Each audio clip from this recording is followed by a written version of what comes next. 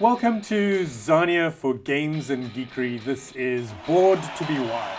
I'm Adhil and I'm here with Rob Acton. Hi, Adhil. How are you doing, Rob? I'm not too bad, thank you. We're going to be talking to Rob today about his game Ambition. This was your first game that you designed. It wasn't the first game I designed, it was the first game that I had published. And so what can you tell us about the game? First of all, we're quite keen to hear about the influences behind this particular game, you know, from a mechanical point of view, but also just influences in general. I mean, is it in a kind of fantasy world that was established before, or is it something that you created? Yeah, so my gaming history is D&D, role-playing games. Yeah. Most of my teenage years. So, you know, a lot of the ideas I have for theme come from those experiences and those worlds. So dark fantasy is my favorite theme of all. And so there was a D&D campaign that involved a culture that was sort of recovering from the brink of being dominated by these horrific insectoid creatures. And I set it up as a DM thinking it would be so cool because the characters would all, you know, beat this menace and live together and become friends. And of course they did beat the menace and immediately turned on each other in a sort of horrific power struggle.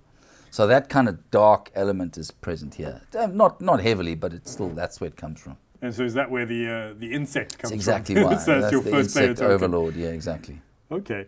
And what about, so, you know, it's easy to notice when you see the game that it's quite a small footprint. Yeah, absolutely. Just some cards, a few tokens. Tell me about what drew you to creating a smaller footprint game. It was learning about board games and learning about this concept of a micro game, which I found fascinating. The idea that you could have a lot of strategy, deep strategy game with a lot of gameplay and variable gameplay, but in a small package.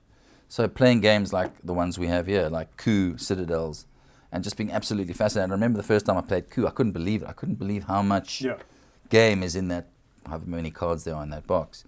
And I wanted to do something similar, but of course, I didn't want it to be, you know, like these games. I wanted it to be different, but also in a similar feel. You know, that sort of very confrontational kind of game you could play with people that you know well across a table, maybe over a drink. And it's quite a quick game to teach and also relatively quick to play. So it is. You know, I guess it's quite portable. So it's the sort of thing you can just throw in your bag, and if you're going away for a weekend. That's true. Small box, designed to be portable. Tell me a little bit more about the production process, because I know that you're one of the few designers of board games in South Africa, and you're passionate about having games be produced for the market and by the market.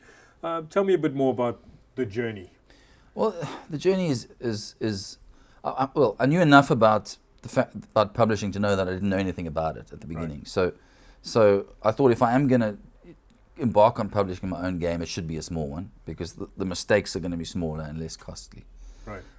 So for me, it was to try and learn how to publish a game. Make as few mistakes as possible, and then and do it with a small package. And I did, and you know, you learn a lot of lessons along the way. Sure.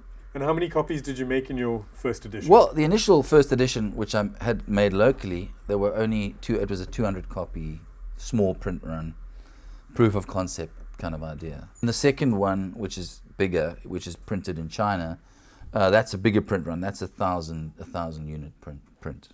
So that's so far what's out there. In terms of sales, have you been selling it locally in stores? Yeah, that's my plan. You know, I'm new in that business, but I knew enough to know that you know there's a common route, which is, you know, these days you can crowdfund, or you can go to publishers, you can smoke the game, you can go to conventions, you can convince a well-known publisher to pick the game up. But obviously, that's like all publishing industries. That's hard. It's hard to break into, particularly if you're not known. So the idea with this was to try and make something that I could literally sell locally to a local audience. It's one of my passions and peeves in the sense that I often, you know, you hear a lot of South African people who are in the creative field who have achieved success internationally, lamenting the fact that well, they're well known, but the South African audience doesn't know them. Right. And I think while that is an issue, a lot of that is because they're not promoting what they do to a South African audience. And the idea of this was, this print run will be sold entirely here. Right. I want to develop a local audience for the game, and then take it from there if it does get successful or get some level of success. So it's kind of different from the way the games are normally produced, I think, or normally published, in that it's all being sold locally. Well, that's not entirely true. There are a couple of units that are sitting in various game stores in the States and in the UK as demos, but it hasn't been sold there. Right. So the idea is to sell it here and make it a thing that comes from here. And one of the things that's quite noticeable about the game is the artwork. And so tell us about how you got to that and how you ended up going down that journey. Yeah, well, the artwork is all my own artwork. So I started from scratch. I'm not an artist, and I had drawn a few doodles over the years, but I had to sort of try and upskill in some way or another to get the art. I knew what I wanted from an art style point of view. Sure. I wanted some dark, slightly cartoony, and so it was a matter of practicing. There's quite a lot of art in the game, right? Yeah, So there is, a lot of different there is. pieces, and must have taken you quite a long time. Yeah, it took quite a while, but it all took place parallel with the development of the game, so it Sure. doesn't feel like an extra chore, and I really, really enjoy it. So the last thing I want to know about the game itself is, I know there are a few different mechanics that you've used in the game. What is one mechanic that stands out as one that you think is maybe a little bit different for Ambition? So, yeah, I think if Ambition has a mechanic that stands out, and it doesn't have many mechanics, as you know, it's a small game, but there's one of the aspects is the so-called blocking, the idea that we all play a card, but before we activate, we each get to try and prevent the other player from playing their card, and it actually comes from watching my son playing online games. I think it's League of Legends, or one of the games where at the beginning of the game, the players get to choose certain characters that are not available Sure. to their opponents for the course of the game. And I just took that and then applied that every round on a sort of micro level to elevate the game from a simple card play to a game where we're really trying to get into each other's heads. And I think it does achieve that. You know, it really does get into it. You feel like you're playing a bit of a mind game with your opponents. Yeah. What player count do you think is best for you for the game? Well, the game, you can play the game from 2 to 5 players, but for me personally, I think it's at its best at 4, 3 or 4. 5 players is obviously a different experience, slightly longer, more of a sort of party game feeling, and it can become quite swingy in terms of the outcomes. And 2 player is a very intense face-to-face Sure. game. And some people tell me that I've met who've played the game, tell me they only played 2 player.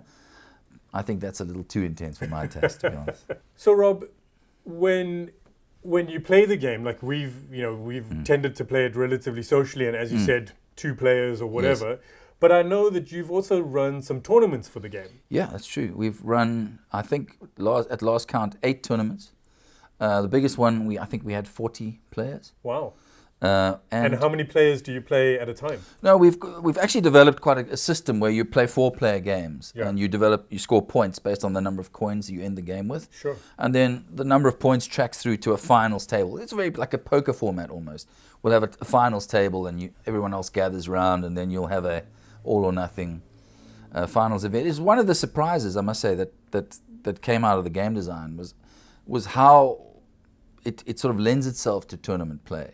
It was never the intention with the design, but it seems to fit into a sort of tournament mold. So we've really enjoyed. We even, as before COVID, we even were keeping a ranking system. So All right. we knew who the top 10 Ambition players in South Africa And how do you were. tend to come up with prizes for that? Like, is it stores that you... It's stores. Stores often will put up prizes, particularly stores who then host the event. Great. And does that sometimes lead to sales as well? It does, and it's probably the best thing when we have conventions or tournaments. It's our best marketing tool is when people sit and play the game. Yeah. You can put any game you like on a shelf, and the board gaming market is huge and it's competitive, and standing out is quite tricky. So our best model is play the game, and then, if you like it, buy it. Brilliant. Well, thanks for joining us, Rob. We'll have you back on soon. Yes. This has been Bored to be Wild. Do like and subscribe, and we'll see you next time.